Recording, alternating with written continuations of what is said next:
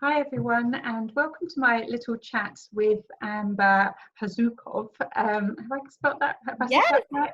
Yeah, I got it right first. I've been practicing. I didn't know if I'd get it right on the day.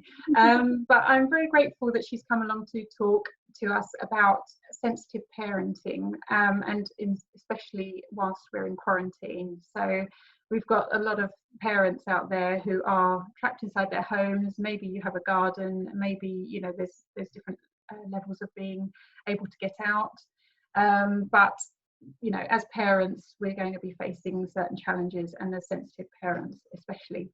So I will quickly introduce myself. I'm Catherine Blackwood. First and foremost, I'm an HSP mum of 2 children, one of whom is also highly sensitive. And also I have, for the last almost 20 years, been a therapist. I've got my Bachelor of Science in Psychology and then went straight into hypnotherapy, and have gradually added other therapies alongside that. And now I work with highly sensitive women to help them enjoy their relationships with others, and more importantly with themselves. So I want to introduce Amber. Amber is well, all sorts of things really. I don't know where to start with Amber. She's covered a lot of ground, but she's a highly intuitive empath. She's a mother and a teacher and also a healer. She did go through a spiritual awakening while she was training to become a yoga teacher and Reiki master. And this awakening enabled her to overcome a diagnosis of a mood disorder as she switched from medication to meditation. She has a strong connection to the angelic realm, which she channels and shares with her clients. And her mission is to help other sensitive souls learn how to raise their energetic vibration and to heal themselves through a connection to source. Amber also has over 10 years of experience working with children and enjoys teaching yoga to people of all ages. Her heart-centered yoga classes are accessible to all levels, as she brings a grounded approach to this ancient practice. So, and I've just found out she lives in the mountains and has a well. Yeah, lovely well water. Yeah. So thank you so much for joining me. And I hope people get some benefit from this conversation. So yeah, should we just jump in? Yeah. So you said that as HSPs and mums, the best way that we can take care of our children is by taking care of ourselves. So what do you mean by that? So we have our own energy field and they have their own energy field. And as I wrote in, I've written a little bit about this. I look at it like, energy goes like this. It's like an infinity symbol. So if you think of like, here's you and here's your child, and you've got your energy field and they've got their energy field. And I feel like the energy is just flowing between you like this. And so I feel like our children are a reflection of our energy. And as we all know, we all had parents, and you know that the environment in your household, the way your parents raise you, their energy is more important than anything else in terms of how you're raised. Because whether you have lots of money or not a lot of money, whether you have fancy toys or just a few simple toys, the thing that's going to leave an impression on you is how you felt around your parents. If you didn't feel like they were a safe place, if you didn't feel loved and accepted and safe, and you didn't feel like there was joy in your house, and you didn't feel, that's what's going to leave an impression on you as a child. Not how many toys you had, or what food was on the table, or what shows you were watching, or what vacations you went on. What's going to leave an impression is, how did I feel in that house, right? And they don't have the words, do they, when they're very young? They don't know the word for this is joyful, or this is embarrassing, or I feel shame. They're not going to use that language. They're just going to be feeling it in the moment, aren't they? And yeah, so it's really important. As you were talking, it reminded me of these studies done with our DNA. So you can remove DNA from a person and put it in another room, like, I don't know, a Petri dish or something, and the person, you ask them to experience a certain feeling, and the DNA will actually change shape even though it's not inside their body. Yeah, through the room, or you can do it miles away. They've extended these. And also because we are so connected to our children in terms of our DNA, you know, there's that dance there as well. And I think when you were doing your infinity, it really reminded me of the, you know, how our DNA is so connected to each other. And that's why it's like such a strong feeling when you're having a feeling and they're having a feeling. So, yeah, especially as a mother, they were in your body for so long. Yeah, so you have this insane connection. I think it's not just your children too, it's anyone that you're around. We're all influencing each other. We all have our own field of energy around us that influences the other energy fields around us. And we know, and like you said, science has actually proven it now. They can actually see it. They can do a body scan and they can see our energy field, and they can see how people who have psychic abilities can affect their own energy field. And like, so we know it's not just nonsense, we know it's real, right? So so that's why I said that if we can maintain our own energy field and we can be as healthy and happy inside of our own energy field, that's going to do nothing but benefit our children. And it's also setting an example for them, right? So if we're not taking care of ourselves, then they're not going to know how to take care of themselves properly. If we can't manage our own emotions, they're not going to know how to manage their emotions. They learn a lot by just mimicking us, right? You know, your daughter is going to pretend to be a little mommy and carry her baby and imitate what mommy does. So if mommy is not taking good care of herself, then what's going to happen to them, right? And mirrors, aren't they? You like know, a cycle of abuse, you know. yeah, I think my children are a little bit older now. They're 11 and 7. And especially with my daughter, she's like a barometer in some ways. And I think, oh, she's showing me, you know, where I've just been in the last, you know, hour, day, week, month, or whatever. And she's picked it up and she's reflecting it back to me. So yeah, we see a lot about ourselves from what they're acting out, don't we? Yeah. I'll see my daughter saying something and I'm like, who says that? And then I go, oh, I say that. Like, wait a minute.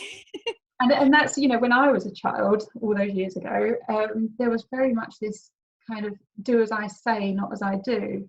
And you know, makes no sense. Yeah, because a child, especially up to, I don't know what the age is where they start, is it 7 that they can start to understand, you know, that kind of thing, and they're not always just mimicking. But up to that age, it's not do as I say, not as I do. I can only follow what you're doing. Yeah, that's how they learn. It's how they they mimic and they play, and that's it. That's all they really do until, like you said, until they start getting to an age where they can have a little bit higher understanding. But so for me, what that looks like in a day is like being highly sensitive. I also identify as an empath. We just had a whole conversation before we recorded about highly sensitive person versus empath and what's the difference.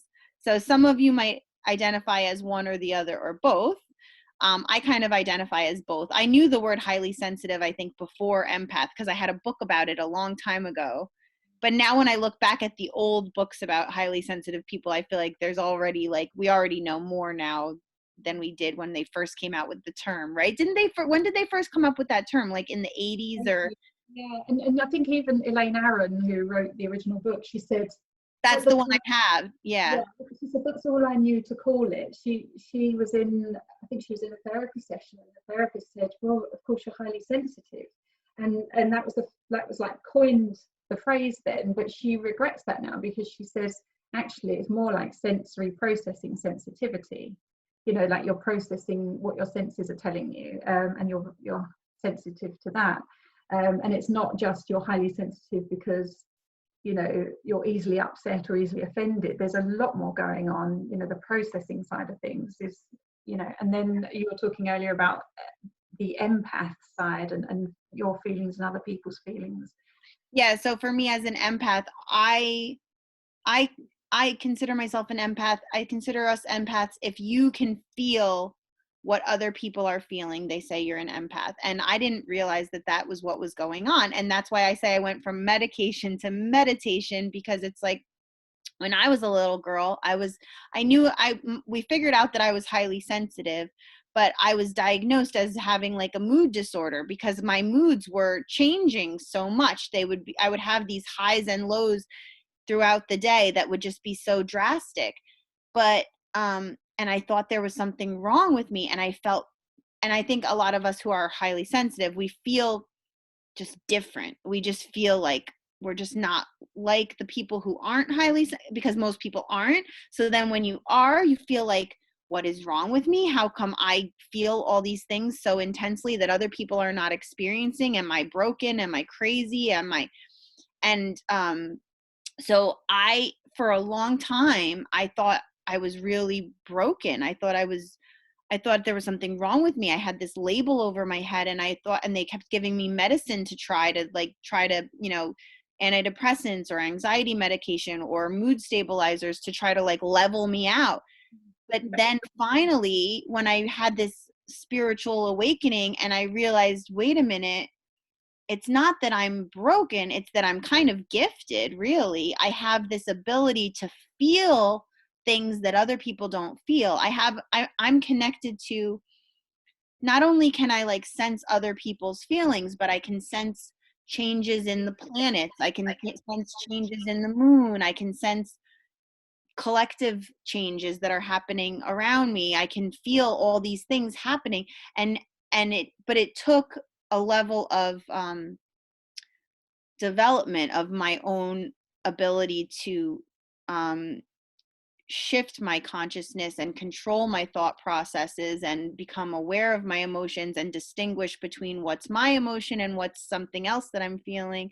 So it's like this constant practice that I'm doing. And as I've developed this practice, it's led me down this path of being much healthier and happier than I used to be. But it's still not like, I'm still not perfect. I wouldn't say I never have a day where I'm not feeling a little overwhelmed with the sensitivity, but I've got all these, I call it my emotional toolkit now. I'm like, I've got an emotional toolkit now that I can use to navigate life in this sensitive vessel. Yeah. So that makes it a bit less exhausting when you know, instead of just having all the feelings, you know how to compartmentalize them. But going through that learning process, that massive learning curve of, you know, setting your boundaries, understanding what's yours, what's not yours, and, you know, how to hand things back. And I guess as well, once you've got the feeling, once you're experiencing it, whether it was yours or not yours, it's now in your system, you know, and now it needs processing anyway. So it can be exhausting, can't it? But it's also, like you say, a gift. And on my Facebook page, I have this thing at the top: your sensitivity is your superpower or your gift, you know, and that's so true. And it really just depends if you can see it from that angle, as opposed to you know, that it's some kind of flaw or imperfection or like an ailment or something.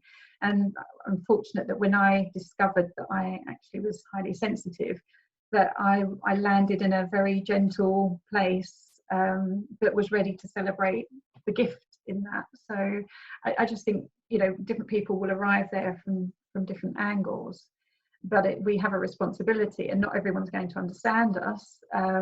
So we really have a responsibility to understand ourselves, don't we? Yes, I think that. And then when you come from that, so when you figure out what works for you, when you're feeling overwhelmed, you have to figure out what tools work for you to bring you back to feeling grounded and centered. And so for me, it's like, well, like we always talk about nature. You talk about nature. And I think any highly sensitive person needs to be in nature as much as possible. Like, that's for me. It's funny because my sister and I, she's the city mouse and I'm the country mouse. My sister lives in New York City and I live out in the country. I'm less than an hour away from the city, but I live out in the woods on a mountain in a cabin because I've decided to make my life work for my sensitivity. And for me, being surrounded by the nature, it's just the best medicine for a sensitive soul. It really is, because it just takes you back to being connected to what to a bigger picture, and to the slower, more gentle pace of when you're looking at the trees or the wildlife. It's just like, oh, okay, this is the pace that I want to be at. This is where I need to be, and where you can hear yourself think, and where you don't feel like you're being bombarded by other people's stuff. And so the nature is one for me, yoga and meditation, and I do energy work with the Reiki. And so having those tools of knowing how to practice yoga and meditation and Reiki, having that toolkit, and I use like things like essential oils, crystals, to make my environment more calming. But I think that's what you and I are here for, is to give people tools, right? And to say, here, these are the tools that we have. And also to give them a feeling of not being alone, of community, of someone they can talk to, of just knowing that you're not. I think it can be really lonely, and when you feel like no one else understands how you're feeling, but we understand. So it's so nice to meet other people. Like, you're on the other side of, you're across the ocean, but it's nice to meet you and to know that, there's other people out there on a similar journey. And so like we were saying, when you're dealing with your child, if you have these tools for yourself, and you start to become really aware of, okay, if you notice that your child is starting to act out, we were just talking about this before, you say, okay, is it something that they need, like need a break? But if it's not any of those things, then we check in with ourselves and we say, is it my energy? Is my energy off? But really, I think ideally we should be checking in with our own energy all the time. Like, it needs to be a constant thing, so that we don't get too far off track of being centered, of being, because once you start going, and you can't realize that you're in that state, and it's gone so far, and it then takes like almost an intervention, someone to say, hang on, you need to sit down, you need a break, you need to sit down, have a cup of tea. And that's hard if you're parenting on your own as well, isn't it? That there's no other adult. I mean, your child's not going to come up necessarily and say, Mom, I think you just need a little break here. So yeah, before it ever gets to that stage, as much as we can, we need, even if you have a reminder, like something around your wrist, just to remind you, like, how am I doing? Or if you're inclined, especially during this lockdown, if you're inclined to keep picking up your phone for that connection, perhaps have something on your phone that's a reminder that perhaps before you need that connection, you need this connection. Mm-hmm. So little practical things, maybe. That's a good idea. I like that idea, because I've noticed, even for myself, I've been doing that more. I feel like, and like you said, it's because we're lonely, because and I'm not a single parent, but my husband is still working because he's in the housing industry. So they're still considered essential. So my husband is at work most of the time. And so I kind of feel like a single parent a little bit during the day when he's not here. And I think, like you said, I've been doing that more. I've been checking the social media more because I just miss people. And like you said, though, sometimes what I really should be doing is, maybe I need to go meditate. Maybe I need to put some music on and dance. Maybe I need to read a book. Maybe I need to go for a walk. Maybe there's something else I could do. And then, like you said, when we have that connection, really it's a connection to our higher self that I think we need, and to universal consciousness, which is what, so I'm a yoga teacher. I think a lot of people think of yoga as bending yourself into a pretzel, and that's all they, that's what they think of, that's what yoga is. But the original yoga posture was just sitting crisscross in easy pose. And the reason that was the first yoga posture was because that's how we meditate. And the yoga just means union. It just means, and it's not just the union of mind, body, spirit. It's the union of my consciousness with universal consciousness.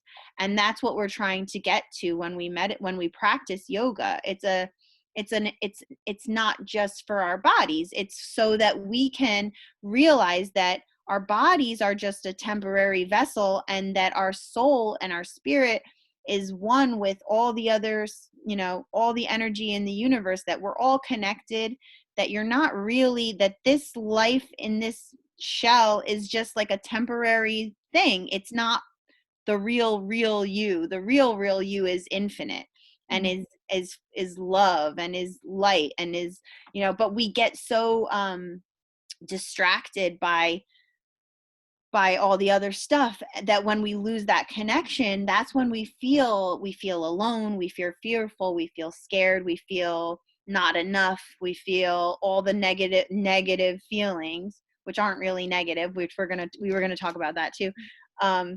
But so that's to me what we're all missing is, and what, when we feel that connection, when we feel that, like, I am a part of this greater life force energy that's running through everything, and I'm one with everything. Like, that's why nature is so beautiful, is because when we're there, when we're out in nature and we feel connected to that, it's like remembering that you're part of this greater life force. You're not just a little body, you know, going through, you're not just a robot, you know, you're a soul, you know. And I think that our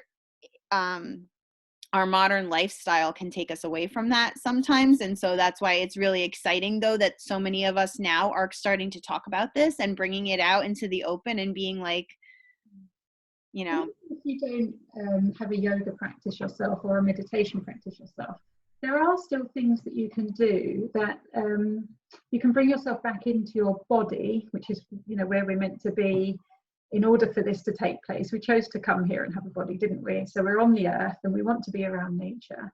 And even if you don't know a whole yoga sequence, although I would really recommend everyone learn a bit of yoga, there are just things you can do to connect in with the body part. So like havening, you know, I don't know if you've come across havening. This is very soothing for any kind of trauma, and there's a lot of trauma going on at the moment, and you know, you do all this kind of thing, and you can, you know, You can just give yourself a hug. Yeah.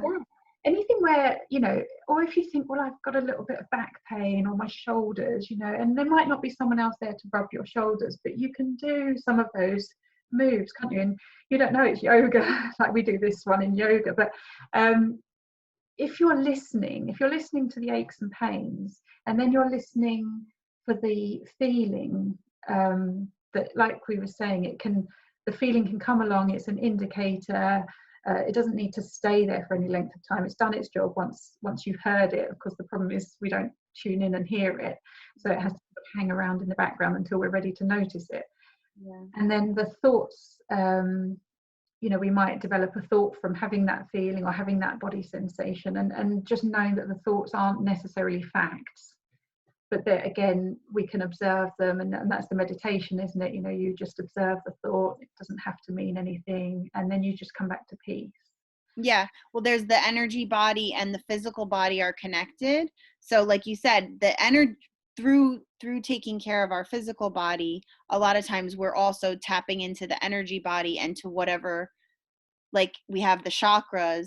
And so, like, yeah, if you notice a certain part of your body feeling really tight, a lot of times there is an energetic or an emotional component to that tension. So like if you feel a lot of tension in your shoulders, it's like maybe you're putting too much pressure on yourself, you're carrying the weight of the world on your shoulders. Or you know, if you have pain in your hips, there's I think some people study, you know, there's things you can read up on about, like, if this part of my body hurts, what does it mean, and what the emotional connection is. And like you said, so for me, that's what the yoga training was great for, is because when we train in yoga, we learn how to control our thoughts and to practice meditation. Like you said, it's like, it's not that we don't have all the thoughts and feelings that come up, just like everybody has thoughts and feelings that come up all the time. It's learning how to not to immediately identify and attach to them. So my thoughts that come into my head, I don't have to keep thinking those thoughts if I don't want to. So I think too many of us have been we have thoughts that go through our head, and it could have come from your parents. It could have come from society. It could have come from who knows where, whatever thoughts got put in there, from a book, from television, from whatever, anything. You get a thought in there. It doesn't mean that that's your thought even. It's just in there. It's just, you don't have to keep it. And I think people think they have to keep it. Like a thought starts going, and especially a thought you don't like. Yeah. And then in trying to push away from it, you actually hold on tighter to it, because you're like, I'm thinking this and I don't want to be thinking this. I don't want to be thinking this. I don't want to be thinking this. And then it's like you keep going. But when we practice an mindfulness, and we say, okay, a thought is coming up, and then I like to say, look, let your thoughts and feelings come up, but put them on a screen, as if you're watching them on like a movie screen. And so, okay, a thought's coming up, I'm watching it. Do I like that thought? Is that thought going to help me? Is that a thought my higher self agrees with, and something that's going to make my life better? Okay, that's a good thought then. I'm going to keep that, and I'm going to share that, and I'm going to keep thinking that thought. But then when the thoughts come up that just feel icky, that don't feel good, we can say, okay, I see that thought. I'm going to choose to discard that one. That one can go in the garbage, And so when you start to do that, and same thing with, like you said, the feelings, I think sometimes we get a feeling, and if we don't like it, and we go, I don't like it. The more you say, I don't like it, the more it's going to just be in there until you address it. And it's like on the yoga mat and in life, I think we have to look at those things and embrace the darkness, embrace the negative feelings, because they're not really negative. There's always something to be learned from it. There's always something to be gained from it. So if you can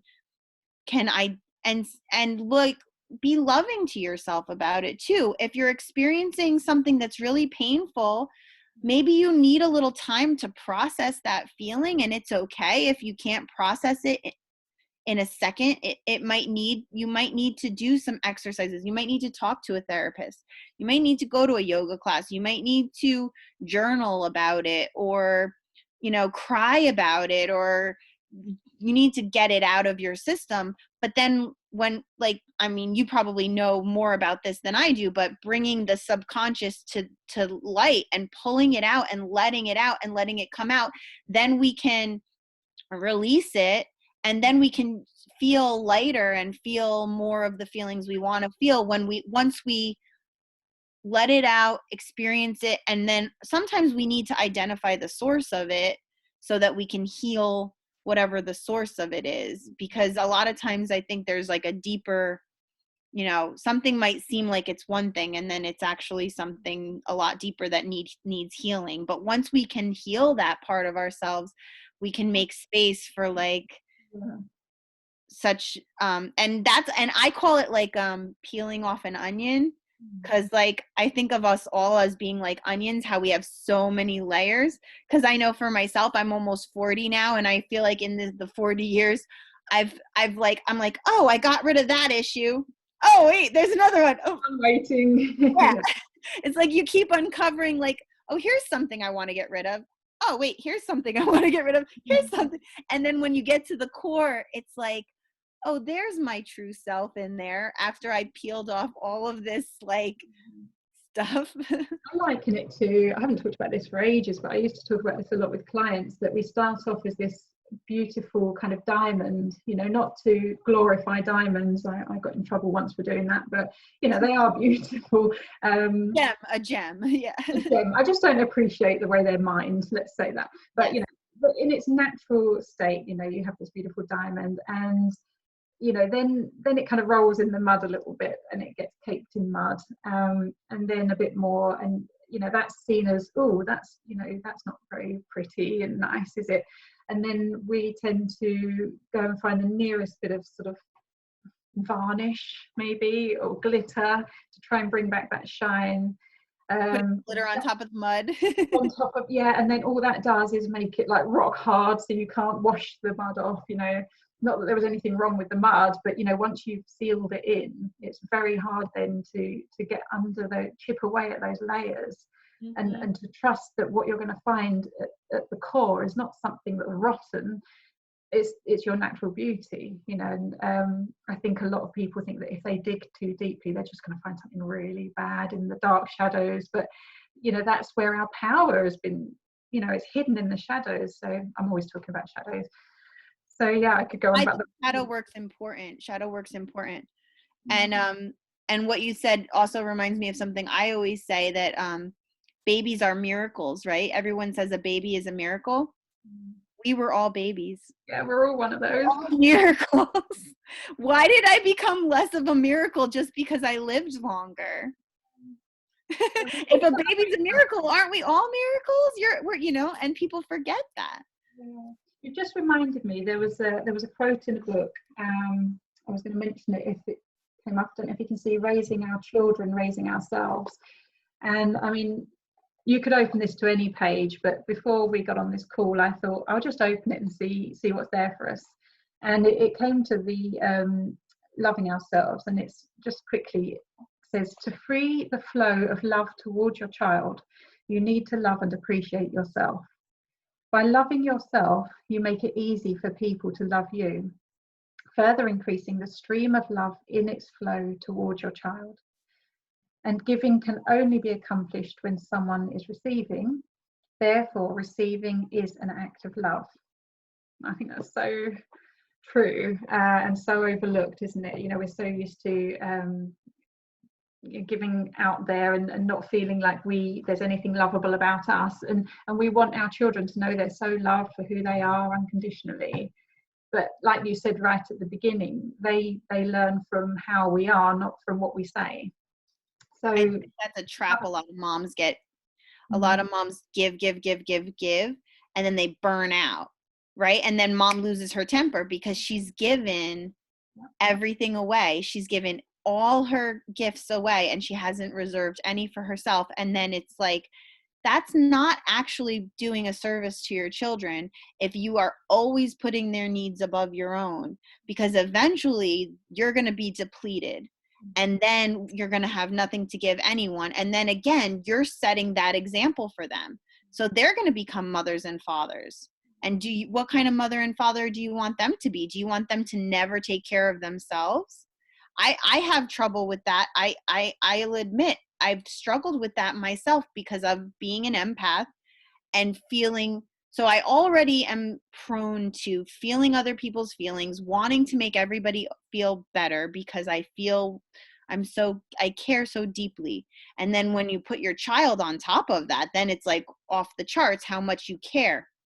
But I'm learning, she's 3 now, so I've had 3 years of learning how to draw some lines for myself and how to say, sometimes I have to do something for myself, even if she might not be thrilled about it, even if she might cry for a minute because mommy's not doing what she wants her, you know, sometimes I might have to be away from her for a little while and she might not want me to ever be away from her, but I need that time sometimes. Sometimes I need a little time to myself. And I think when you're highly sensitive, you need alone time sometimes, and you have to prioritize it. And even if it means you have to set the alarm to get up early before your children get up, or like we were talking about, if you're a single parent, you need to find some friends and family members who can take care of your child for you for a little while on a regular basis, so that you can just go and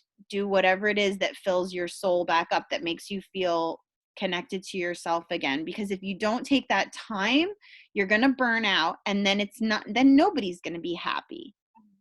I don't know if you found this, but I noticed, I mean, mine are a bit older now, but my youngest still acts this way, that if I don't give her the attention, if I don't fill up her cup first, well, ideally I'd have filled my cup up before she even gets to the point where she wants something. So again, like you said, you've always got to be aware of where you're at, you know, where your energy levels are at.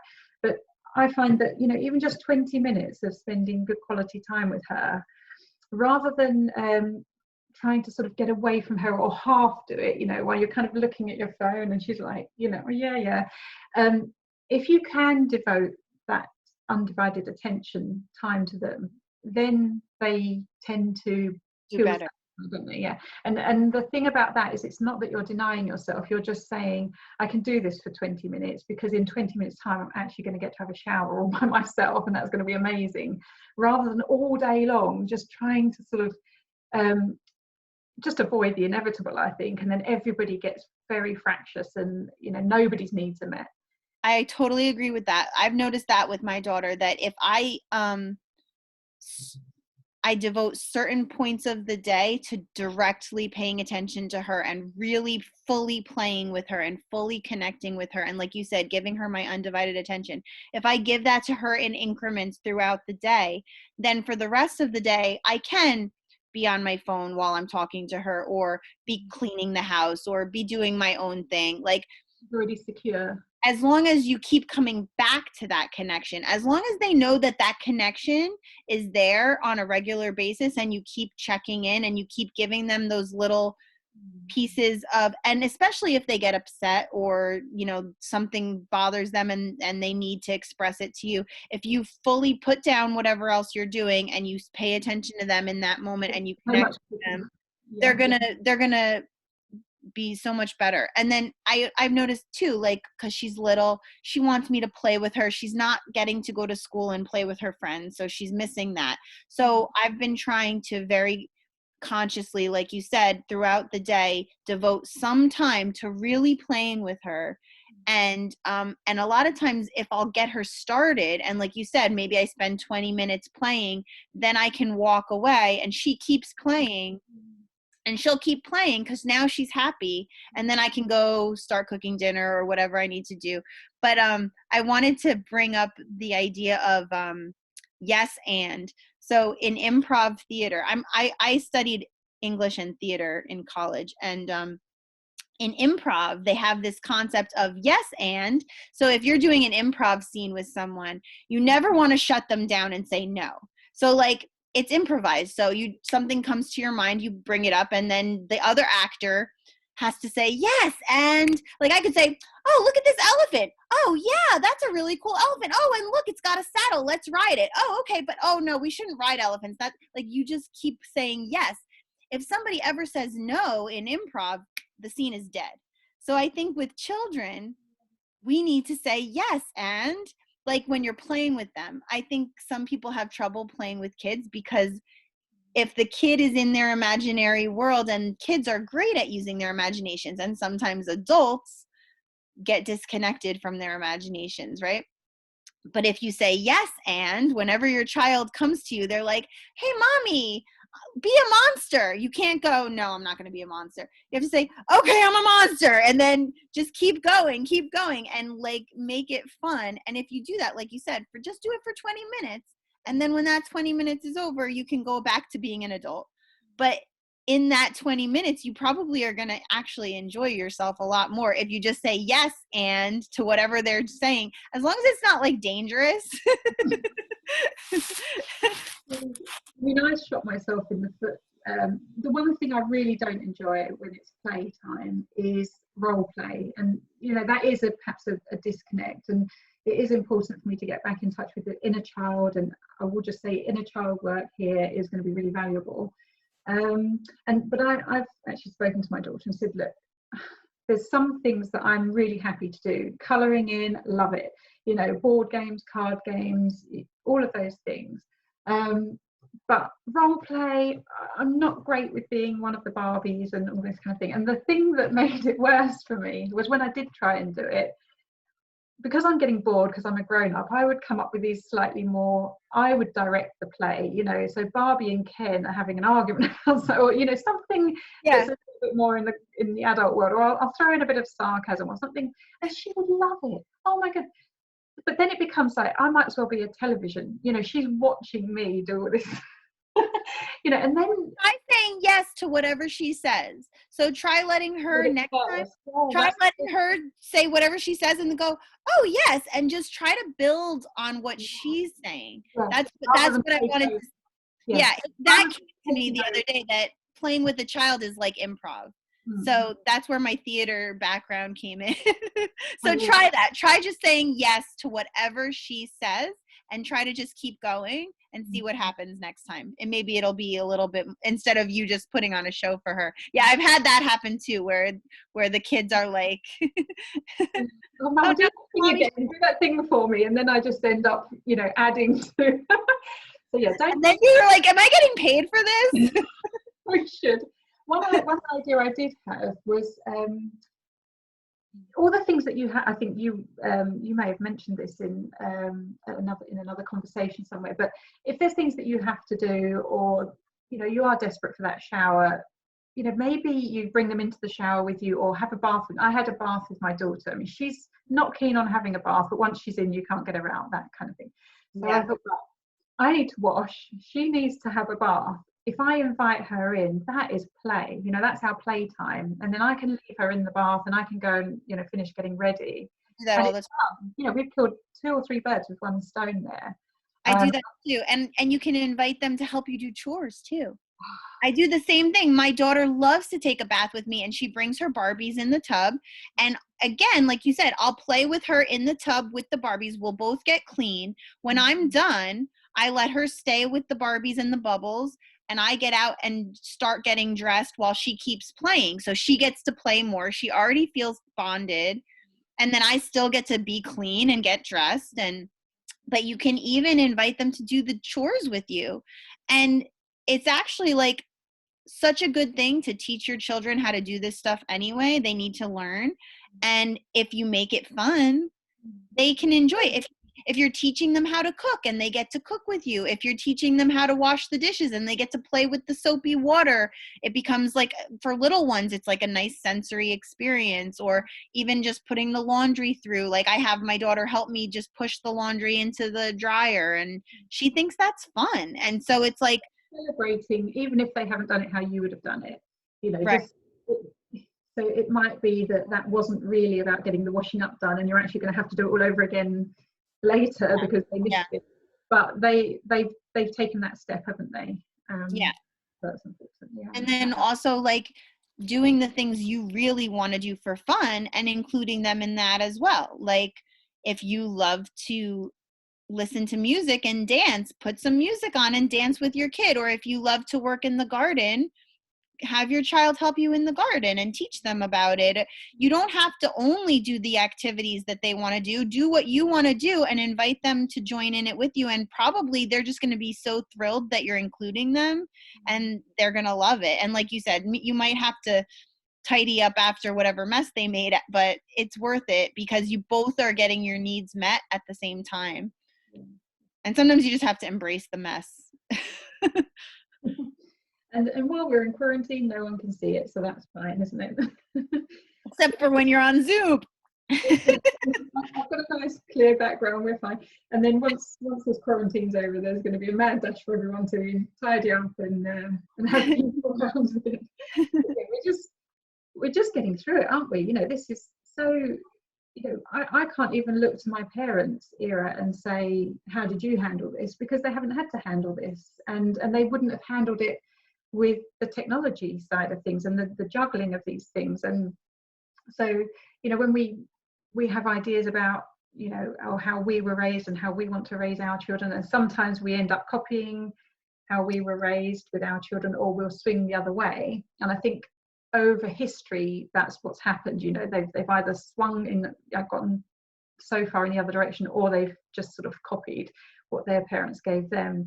But now we do have the internet, and we can talk about other ways. Like what we're doing here is bringing in another option that's like a middle ground, perhaps between some extremes that have been going on in the past, the authoritarian and then the overly, whatever the opposite of that is, passive maybe. And here we're saying, we can talk about ways that we can bring both in, and we don't need to be triggered by our own experiences to either get away from them or to repeat them. Yeah, for me, what all this self-awareness and these practices and these tools are a way for me to feel safe in this world that doesn't always feel safe, because things are changing so rapidly and we don't really know what's going to happen in the future, and there are a lot of scary things out there, and there's a lot that can freak people out. And This is why I don't have cable television. And well, one of the reasons why.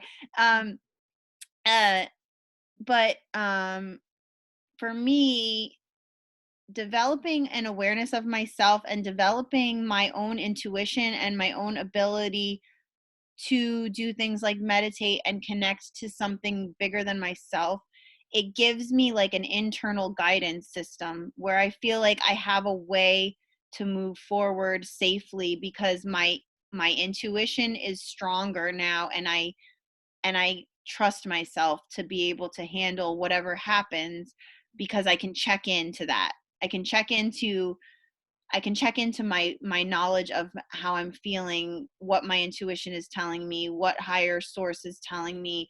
I can feel whether something feels right or wrong, and I can go from there, and I can navigate, because I feel like we're going to have to, like we keep talking about, we have to learn a new way. We have to learn a new way of living in the world because the old way was not working, and the world is changing. And we're changing, we're evolving. I think our consciousness is evolving. And so we need to have, some kind of guidance within ourselves. And so that's why I think developing these practices that we're talking about and developing, working with people that can help you learn how to connect to that truth within yourself and that safe place within yourself.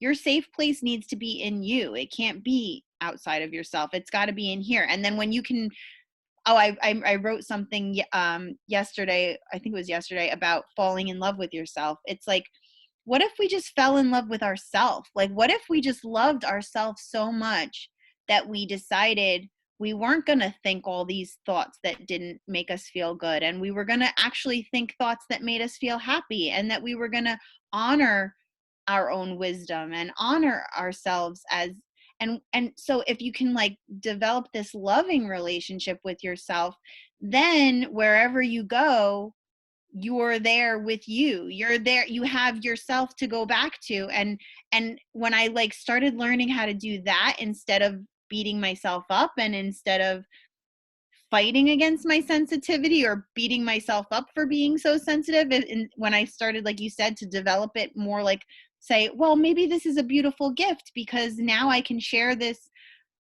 my sensitivity with others and show them how they can also make it make it work for them. It just changed my life completely, like where who I used to be and the kind of experiences I used to have versus the life I'm living now are just like so different. Yeah, just realizing it, isn't it? I guess. Yeah.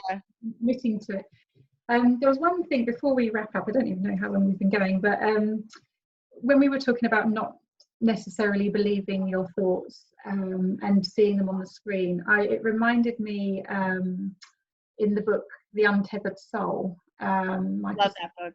Yeah, and just as a quick tip to pass on, and I recommend the book as well, that you can close your eyes and just say hello to yourself, and hear the hello.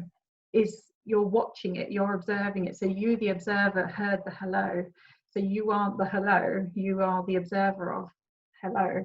And he said that's the quickest way you can get back to being in the seat of your consciousness, sort of like sitting back from yourself. So all the stuff that's going on in the front of the mind there that isn't necessarily true, and you can kind of sit back and just watch it. But to get to that, you can just say hello, and then and hear it, wait to hear it, kind of thing. So yeah, another way of working with yourself. So, this has been amazing. If there's any other things that we haven't covered, perhaps you might want to add them into the comments below. But I know you've already written a piece for us, and I think you called it "Staying Sane as a Sensitive Mum in Quarantine." So we can share that with everybody, and they can go to your website and find out more. Yeah, and on my website, there's also a link to my YouTube channel, which has guided meditations. So if people are trying to learn how to meditate and they need a little help, I like to record guided meditations. That's something I do. So because, I mean, I think it's helpful for anyone to have a guided meditation. I think people people tend to think, oh, I have to learn how to meditate and I have to just be able to sit still and turn off my thoughts, and it's really, really hard, and people feel like that's impossible. But that's not the only way to meditate. I think meditation can be taking a walk, just listening to your thoughts, or just even as you're driving your car, just turn off the radio and just like listen to what comes up. And like we said, just becoming an observer and learning how to detach and to let your thoughts and feelings become a message to you rather than clinging to them so tightly, and learning to choose what you focus on. So that's what the guided meditations are nice, because they help you focus in a certain direction, and they help, and then you can just completely surrender, because you can just close your eyes and listen and let it happen. And then the more you practice, it's like a muscle. You just get stronger and stronger at meditating. But your meditation can be anything. Some people like to run, some people like to, dance, whatever feels good to get you into that place of shifting your vibration, shifting your brain waves. But yeah, so my YouTube channel is on my website, and so is my Facebook group. They're all on there if anybody wants to connect with me. So we'll put all the details for everyone so they can actually see it in writing. And hopefully this was helpful. And if you know anyone else who wants to do something like this, or if any of you listeners want to jump on and have a little chat and spread all the wisdom that we have to each other, then by all means get in touch and we can do that as well. And then I'll share your information with my group as well, because we each have our own groups. So Catherine, you're a therapist, so if any of my people need a therapist, I will direct them to you. Yeah, lovely, thank you. Oh, it's been brilliant, so really appreciate you coming on too. This was so nice, and I hope we get to talk again soon. Yeah, lovely. Take care. Right. Bye.